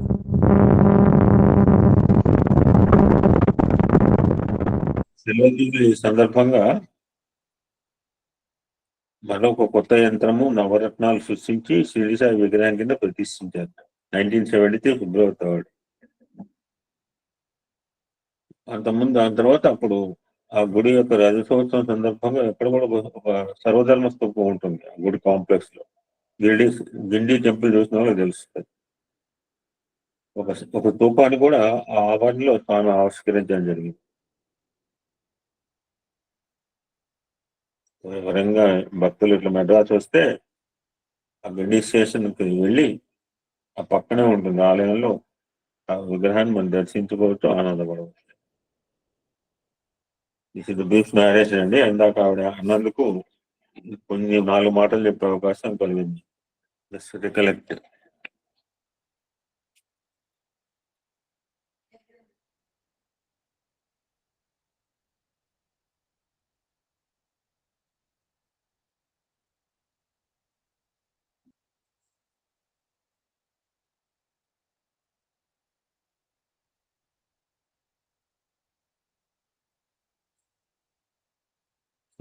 ఇచ్చి ఒక బ్యూటిఫుల్ అంశం చూసి you can go to you can complete that new year message.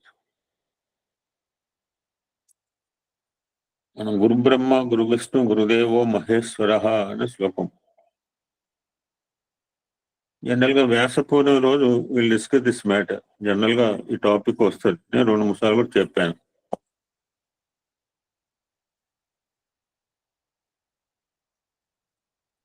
గురువులు ఎంతమంది రకాలు, గురువుల వల్ల మనకి ఏంటి ఉపయోగం, ఏ గురువును మనం ఆశ్రయించాలి, దిస్ ఈస్ ద సబ్జెక్ట్.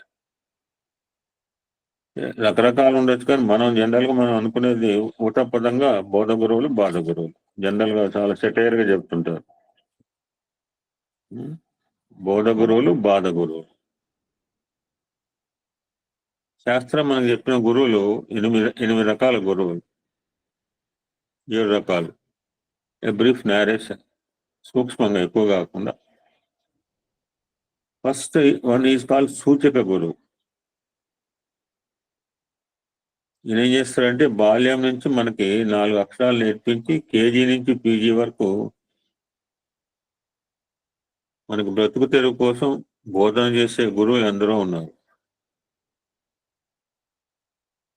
మన జీవితాల్లో మనం ఉన్నతమైన స్థితిలో ఉండటం కోసం వీళ్ళు ఎన్నో రకాల సలహాలు మనకి ఇస్తుంటారు. దే ఆర్ కాల్డ్ సూచక గురువులు. సంబడి హాస్ రిటెన్ చేస్తే సో వాళ్ళ ద్వారా మనకి ఏం లభిస్తుందంటే భక్తి మార్గం తెలుసుకుంటాం. చదువుకుంటేనే ఆనందించినామా, చదువుకున్న వాళ్ళు 32 మంది ఉన్నారు, వాళ్ళు తింటలేదా? పశుపక్షాలు ఏం చదువుకున్నాయి? So second aspect is called వాచక గురువు. ఈయనేం చేస్తాడంటూ ధర్మ అధర్మ విచక్షణ, మంచి చెడు విశ్లేషణ,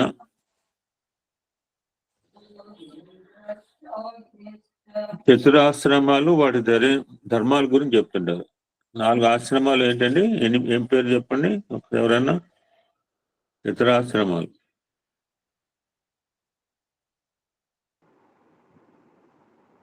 బాల్యము, గృహస్థము, వానప్రస్థము, సన్యాసము, 4 ఆశ్రమాలు. ఆ బాల్యంకు వేరే పేరుంది ఎనిబడి? కౌమార్యం.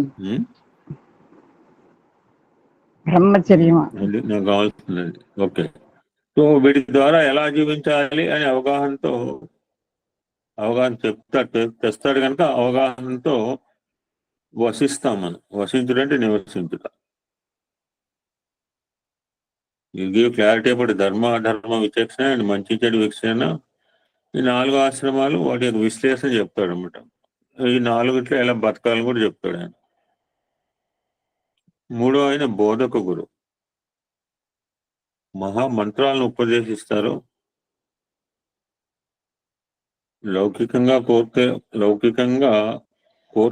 కోరికలు తెచ్చే వాటిని అలౌకికమైన మోక్షానికి మార్గం రెండు బోధిస్తాడు ఇక్కడ. సో ఇది కాల్ బోధక గురు. దీనివల్ల ఏంటంటే లౌకిక ప్రపంచంలోంచి అలౌకిక నెమ్మదిగా స్టెప్స్ మనం మొదలు పెడతాం. ఈ 4వ ఆయన ఈజ్ కాల్డ్ నిషిద్ధ గురువు.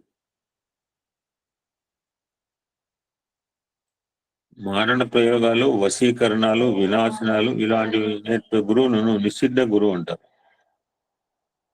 ఇలాంటి వారి దగ్గరికి మనం వెళ్ళకపోవడం చాలా మంచిది. చిత్తాన్ని శుద్ధి చేయరు, విత్తాన్ని హరిస్తారు, ప్రతిఫలం ఆశిస్తారు, సన్మార్గం నుంచి దుర్మార్గం మళ్ళిస్తారు. మనం పతనం కావాలంటే ఇలాంటి గురువులు ఎన్నుకోవాలి, ఆశ్రయించాలి. విహిత గురు పేర్లోనే ఉంది. విహిత గురువు అంటే మన హితాన్ని కోరి సూచనలు సలహా ఇస్తారు. ఏం చెప్తాడు? నశించిపోయే విషయ భోగాలపై ఆసక్తి తగ్గిస్తాడు. నిత్య సత్యమైన శాశ్వత విషయాలపై అంతర్ముఖం చేస్తాడు. చూడు బాబు, ఏది సత్యమో ఏది అసత్యమో అని మనకి చెప్పి కూడా చూపిస్తాడు ఆయన. సో దట్ మనం ఆ విధంగా ఏది ఏది శాశ్వతమో ఏది అశాశ్వతమో కొంత ఐడియా మనకి క్రియేట్ చేస్తాడు. ఆరో ఆయన పేరు కారణగురు. కేవలము ఈయన మోక్షం గురించి మాత్రమే చెప్తారు.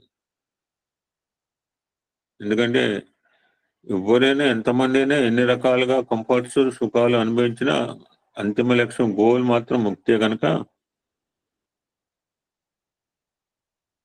అటువంటి బంధాల నుంచి ఐహికమైన బంధాల నుంచి విముక్తి అని చెప్పి శిష్యులకు ఎప్పుడూ ఎరుకలో ఉంటుంది, అవేర్నెస్ లో. అలా ఉండటంలో ఎప్పుడైతే మనం ఎరుకుతూ ఉంటామో, నిత్యమైన ఎరుకుతూ ఉంటామో కర్మయోగిలాగా ఉంటాం, తయారైపోయే అవకాశం ఉంటుంది ఎరుకుతూ ఉన్నవాడు. ఈ చివరి ఆయన పేరు పరమ గురు. సాక్షాత్ భగవత్ స్వరూపం పరిపక్వం చెందిన శిష్యుని వెతుకుతూ వస్తారు. శిష్యునికి సన్మార్గం బోధించి ఈ చరాచర జగత్ మొత్తం వ్యాపించి ఉన్నది నేనే అని అనుభవపూర్వకంగా తాను తెలుసుకుని అహం బ్రహ్మాస్మి అనేది కేవలం పదం కాకుండా పదాన్ని నీకు అవగాహన చేసి అనుభూతి చెందగలిగే స్థితికి తీసుకెళ్లేవారు పరమ గురువు. అది చెప్పటం కాదు, మహావాక్యాలండి 4000 ఎక్స్పీరియన్స్ నాలెడ్జ్ అన్నమాట. ఎక్కడ ఉంటారు అంటే కోటిలో ఒక్కరు మాత్రమే ఉంటారు.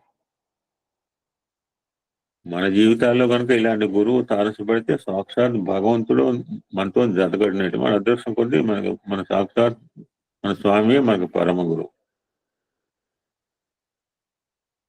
ఏం చేస్తాడు ఆయన పని? నీళ్లు పెట్రోల్ చేయటము, నీళ్లు పాలన చేయటం కాదు. వచ్చిన పని నీకు తెలియజేసి నీ విడుదలకు మార్గం చూపేవారు పరమ గురువు.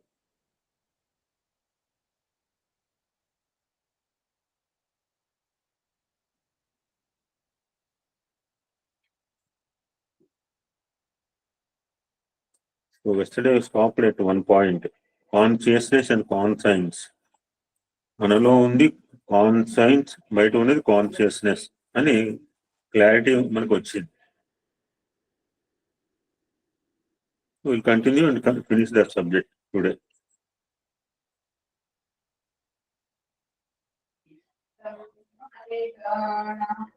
స్వామి కంటిన్యూ చేస్తున్న టాపిక్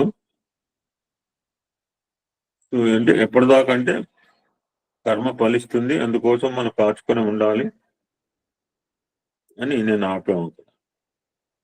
నెక్స్ట్ స్వామి కంటిన్యూ చేస్తూ పరులు అంటుంటారు, పరులు కాదు పరమాత్మ స్వరూపం. పిల్లలందరూ అంటే సత్యసాయి విద్యా సంస్థల పూర్వ విద్యార్థులు ఎన్నో సత్కర్మలు చేస్తున్నారు. అనేక పల్లెలకు వెళ్ళి సేవలు సంకీర్తనలు చేసి వారికి ఆనందాన్ని అందిస్తున్నారు. అయితే ముఖ్యంగా మనస్సులో ప్రేమను ఇమర్చుకొని జీవితం సాగిస్తూ పోవాలి. మనం చేసే పరోపకారము భజనలు ప్రధానం కాదు, నేను పరులకు సేవ చేస్తున్నాను అనే భావం మనసులో లేకుండా చేసుకో. నా నిమిత్తం నేను చేస్తున్నాను అనే భావంని కలిగి ఉండాలి. ఎంతసేపు మీరు పరులు అంటున్నారో వాళ్ళు పరులు కాదు పరమాత్మ స్వరూపం కనుక ఎవరికి చేసినా అది పరమాత్మ సేవగానే భావించాలి. ఒక మంచి పని చేయడం నువ్వు చేయెత్తావంటే భగవంతుడు చేయడానికి చేయెత్తినట్టు భావన అది ఈ భావము రావటానికే మనం ఇన్ని రకములైన సత్కర్మలు చేస్తున్నాము. అటువంటి స్వార్థరహితమైన ప్రేమతో చేసే సేవలే నిజమైన సేవలు. మళ్ళీ ఇక్కడికి వచ్చారు Swami. The best way to love God is love all and serve all. మొన్న కూడా చెప్పారు, ప్రేమ చేతనే మనం ఈ పనులు చేయాలి, అప్పుడే అది నిజమైన సేవగా రూపొందుతుంది. ప్రేమ అనే పాజిటివ్ లేకుండా ఎంత సేవ చేసినా అదంతా నెగిటివ్ గా మారిపోతుంది. ప్రేమ అనే కరెంట్ లేకపోతే సేవలైన బల్బులు ఎన్ని పెట్టినా అవి ప్రకాశించవు. మనం ఇంట్లో మెయిన్ స్విచ్ చేసినప్పుడు బల్బులు ప్రకాశిస్తాయి. ఇక్కడ మెయిన్ స్విచ్ అంటే హృదయం. హృదయం నుంచి ఆవిర్భవించే ప్రతి కార్యం కూడా ప్రేమమయంగా రూపొందాలని చెప్తున్నారు. భగవంతుడు అంటే ఎవరంటే ఇది అప్రమేయ పాహిమ అని మేము పాడుతుంటాం కూడా. భగవంతుడి దైవత్వమిక చరిత్ర ఇట్టిది అట్టిది అని ఎవరు నిర్ణయించలేరు. దైవ సృష్టి అత్యంత అద్భుతమైనది. ఫర్ ఎగ్జాంపుల్, కాంతి తరంగంలో క్షణములో ఎన్నో వేల మైళ్ళ దూరం మన రుద్రం చాలాసార్లు చెప్పాడు. కాంతి వేగం గురించి చాలాసార్లు చెప్పాడు ఆయన. 1.96 అని చెప్పి. కాంతి తరంగంలో క్షణములో ఎన్నో వేల మైళ్ళ దూరం ప్రయాణిస్తాయి.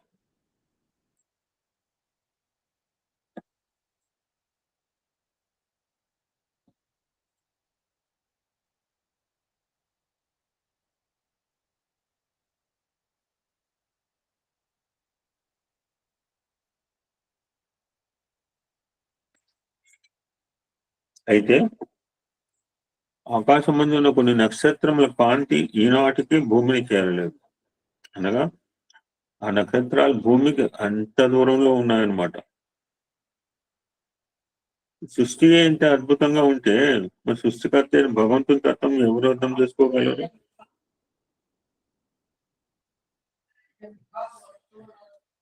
నేను పద్యం చెప్పాను, అది ఎవరు చెప్తుంటారో అడగటం మర్చిపోయాను. హ్యాపీ న్యూ ఇయర్ రోజు చదువుకోమని ఒక ఆయన చెప్తుంటారు, ఒక స్పీకర్. సరే, ఓకే, ఇంకో క్లూ ఇస్తాను. క్రియేషన్ ఎలా ఉంటే క్రియేటర్ ఎలా ఉండాలి, ఎంత గొప్పవాడే ఉండాలి.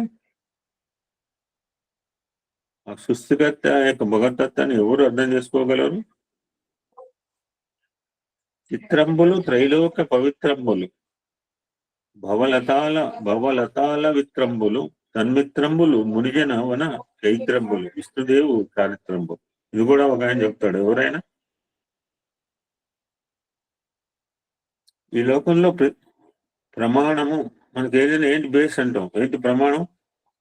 పెద్దానికి బేస్ కావాలి, మనకి ఆధారం కావాలి, ప్రమాణం.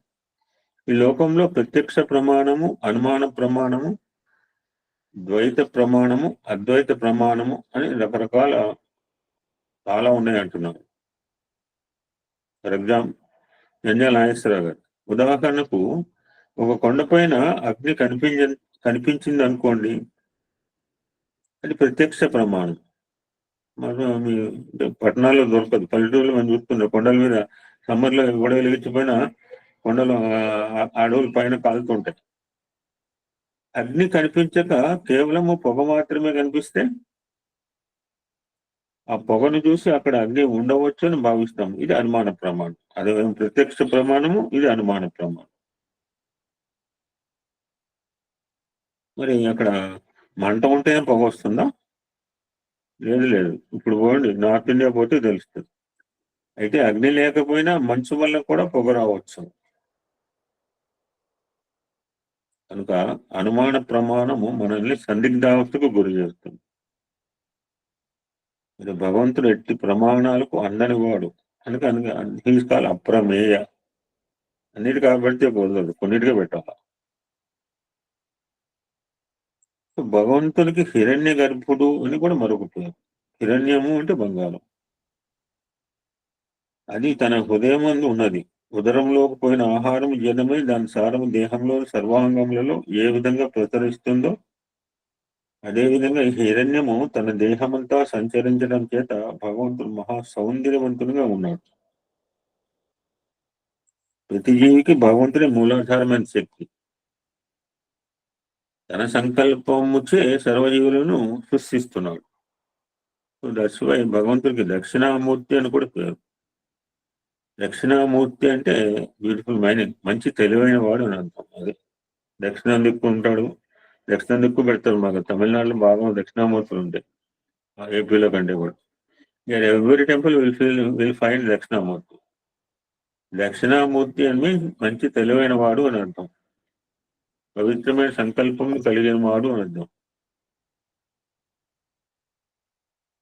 అప్రమేయుడు అన్నాడు, హిరణ్య గర్భుడు అన్నాడు, దక్షిణామూర్తి అన్నాడు. ఈ రీతిగా చెప్పుకుంటూ పోతే భగవంతుడికి అనంతమైన పేర్లు ఉన్నాయి. అందుకనే భగవంతుడికి చెప్పినట్టు ఈ 6 పేర్లు చెప్తుంటారు. నిర్గుణం, నిరంజనం, సనాతనం, నికేతనం, నిత్య, శుద్ధ, బుద్ధ, ముక్త, నిర్మల స్వరూపి.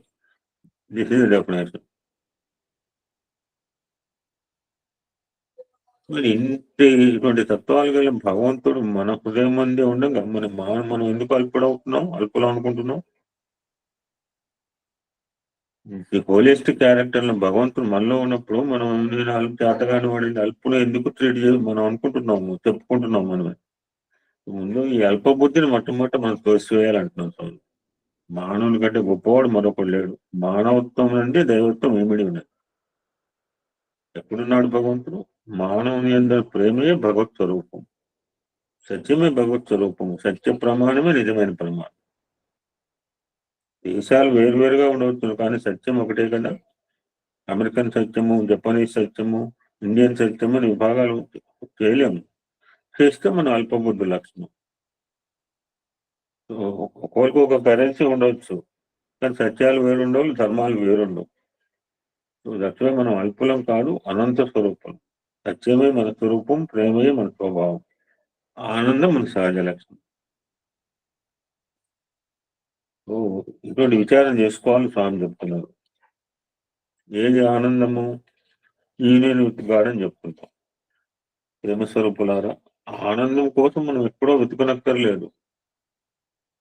ఆనందము మన ఇంటనే, వెంటనే, జంటనే, కంటనే ఉంటున్నది. మీరు నమ్ముతారో నమ్మరుగా నేను ఎప్పుడు ఆనందంగానే ఉంటాను.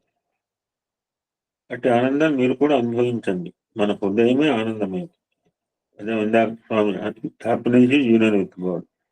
దైవంతో చేరినప్పుడే ఆనందం ప్రాప్తిస్తుంది. సో మీరు దైవంతో చేరండి, అప్పుడు ఆనందం మీకు మీ బానిస వల్లే మిమ్మల్ని అనుసరిస్తుంది. మీరు ఆనందానికి బానిసలు కాకూడదు, ఆనందమే మీకు బానిస కాకూడదు. అప్పుడే మీరు నిజమైన మానవులు అవుతారు. మీరు గొప్ప వీరులు, ధీరులు, గంభీరులు కనుక ఆనందం మిమ్మల్ని అనుసరిస్తూ రావాలి కానీ మీరు ఆనందం కోసం వెతుకుతూ పోనక్కర్లేదు. ఈ విషయంలో మనం ఇందాక హనుమంతుడి ప్రస్తావన కూడా వచ్చింది. హనుమంతుని మీరు ఆదర్శంగా తీసుకోవాలి. అతనికి రామచరితం తప్ప అనిచరితం లేవు. కనుకనే శాంతుడు, గుణవంతుడు, బలవంతుడు హనుమంతుడు అని అంటుంటారు స్వామి. మీరు కూడా అలాంటి తత్వాన్ని సంపాదించుకోవాలి. ప్రేమస్వరూపులారా, మీరు ఎన్ని చదువులు చదువుతున్నారు, ఎన్ని గ్రంథంలో పఠిస్తున్నారు, ఎన్ని శక్తులను సంపాదిస్తున్నారు, కానీ ఇవన్నీ కూడా అనిత్యమైనవి, అసత్యమైనవి. మీ హృదయానందంను, శక్తిని మీరు గుర్తించుకోండి. దైవత్వంతో చేరి మీ శక్తిని అభివృద్ధి భావించుకోండి. ఆ శక్తి అనంతమైనది. ఎంత పోగున్నా ఇంకా విస్తరిస్తూనే ఉంటుంది. ఎంత పోతున్నా స్వామి ప్రేమకి అవధులే ఉన్నాయి. ఇలాంటి అనంతమైన ఆనందం మీ అందే ఉండగా మీరు కష్టములకు గురి కావడం ఎందుకు? Swami is giving advice to his students. ఇప్పుడు మా ఓల్డ్ స్టూడెంట్స్ అనేక మంది వచ్చారు, మీరు ఎన్నో సేవలు చేస్తున్నారు, భజనలు పాడుతున్నారు. నా ఉద్దేశం ఏమిటంటే ఎక్కడి వారు అక్కడ ఆనందాన్ని అనుభవించాలి. ఎక్కడి నుంచో వచ్చిన వారిని చేర్చుకోవడం ఇది ఒక వ్యాపారంగా మారుతుంది. అది మంచిది కాదు. ఏ గ్రామం వారు ఆ గ్రామంలోనే జీవితాన్ని గడుపుకోవాలి, ఆ గ్రామానికి ఆనందం అందించాలి. మనం చాలాసార్లు అనుకుంటున్నాం. పూర్వం కొందరు భక్తులు అంటున్నారు, స్వామి మైసూరు రండి, అక్కడ మీకు ఒక ప్యాలెస్ ఇస్తాము, ఇల్లు కూడా కట్టమని చెప్పి వద్దన్నారు. చూడండి ఇప్పుడు అనుకోకుండా లోపల మొదలుగా స్వామి ఇస్తాడు, ఎస్ మీకు ఇల్లు కట్టండి ఇస్తున్నారు. అప్పుడు పూర్వకాలంలో భక్తులు, స్వామి మీరు మైసూరు రండి, అక్కడ మీకు ఒక ప్యాలెస్ ఇస్తాము అని నన్ను ఎన్నో రకములుగా ప్రార్థించారు. కానీ నాకు ఈ ప్యాలెస్లు అక్కర్లేదు, ఈ చిన్నపల్లెలోనే నేను ఉండాలి, పుట్టిన స్థానము నేను వదలలేదు. ఇలాంటి చోటే పెద్ద కార్యములు సాధించాలి.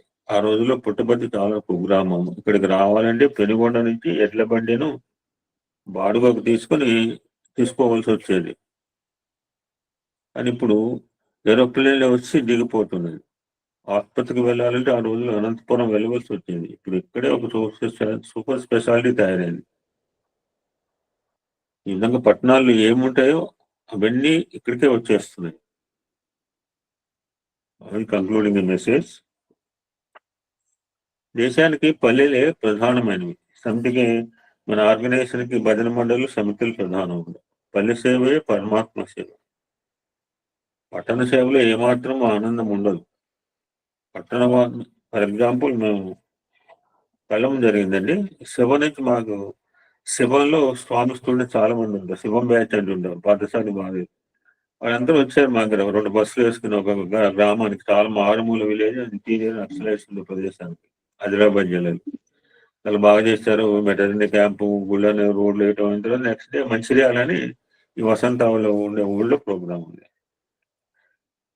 ఆ ఊళ్ళో రాత్రిపూట నగర సంగీతం చేస్తే ఉన్న ఇళ్ళలో ఎవ్వడు కూడా 3-4 గంటలు పట్టింది స్వామి పల్లకి ఊరేగించడానికి. ప్రతి ఇంటి ముందు కొబ్బరికాయలు కొట్టుడు, నీళ్లు పోతుడు. అది మంచిర్యాలలో చేస్తుంటే వీళ్ళకి ఇదే పని లేదు. మా మొహం ఒక్క చూసినోడు ఎవడు లేదు.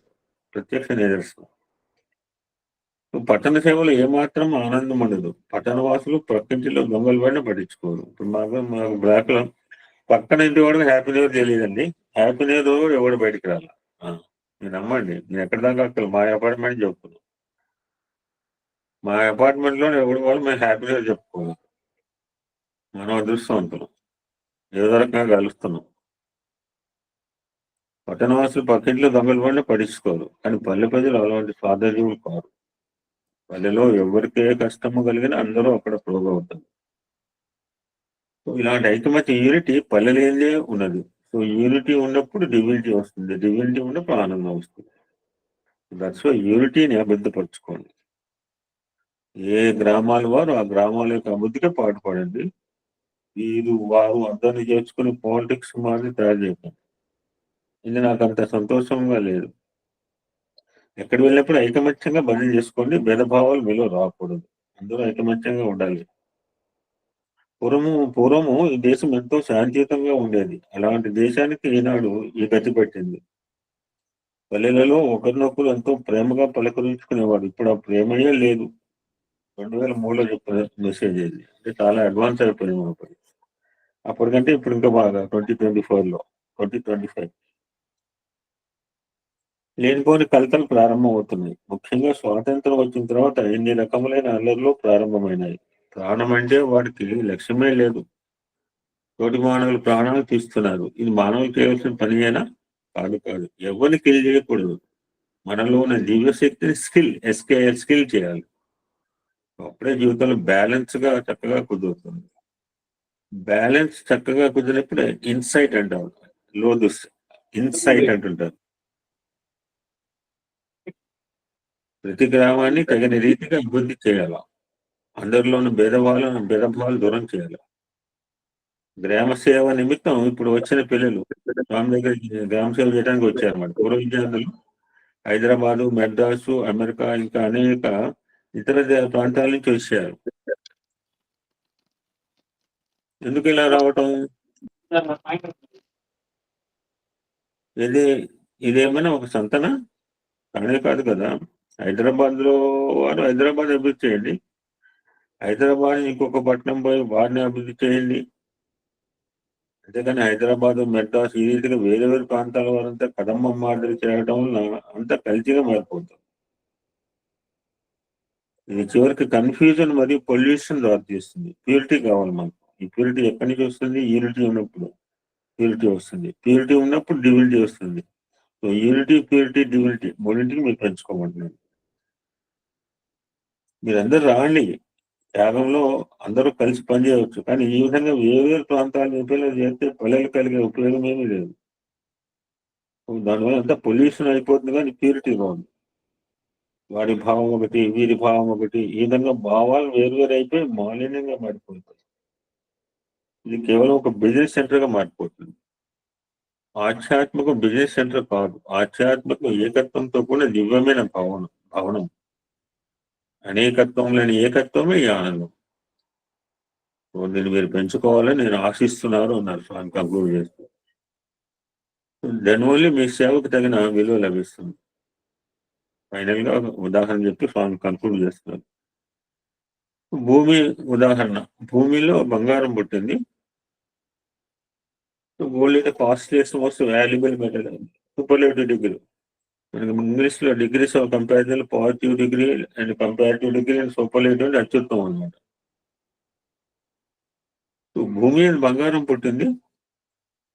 దాన్ని పరిశుద్ధం చేసినప్పుడు అది అపరంజిగా రూపొందుతుంది. అపరంజిగా ఉన్నప్పుడు దాని విలువ అధికంగా ఉంటుంది. కాసుకు 100 ఇప్పుడు ₹1,00,000 అయింది. దగ్గర 90,000 అయింది, 80,000 అయింది బంగారం. సామాన్యంగా అందదు. కాసుకు 4 నూర్లు 5 నూర్లు వస్తాయి. దానిలో రాగి ఇత్తడి మొదలైన లోహాలు కలిపితే దాని వల్ల తగ్గిపోతుంది. 24 క్యారెట్లు 22 క్యారెట్లు మనం బాగా తెలుసు కదా. అంతేకాదు అది కాంతి విహీనం అవుతుంది. ఇంకా కొన్ని లోహాలు కలిపితే అక్కడికి బంగారానికే విలువ లేకుండా పోతుంది. చాలా గోల్డెన్ టెంపుల్ ఉన్నాయి. అక్కడ గోల్డెన్ టెంపుల్, అక్కడ వెల్లూరులో ఒక గోల్డెన్ టెంపుల్ ఉంది. మేము 4 చూసాం అమ్మవారి గోల్డెన్. మన ఉదయమే ఒక గోల్డెన్ టెంపుల్, అది హిరణ్య గర్భం. ఆ హిరణ్యములు ఏ మాత్రము మార్పు రాకూడదు, ఎప్పుడు ప్రకాశిస్తూనే ఉండాలి. ఆ విధంగా ఉంటేనే మంచిది. అంతేగాని వారిది వీరిది అంతా కలుపుకొని మాలిన్యం చేసుకోకూడదు. ప్రేమను పెంచుకోండి, ఐకమత్యంతో పవిత్రంగా జీవించండి. స్వామి తన బ్లెస్సింగ్ ద్వారా 1/1/2003 ఈ సాయి కులం హాల్లో స్వామి ఇచ్చిన సందేశం ఉంది. ఓం శాంతి శాంతి శాంతికి. సమస్త లోకా సుఖినో భవంతు, లోకా సమస్త సుఖినో భవంతు. ఓం శాంతి శాంతి శాంతి.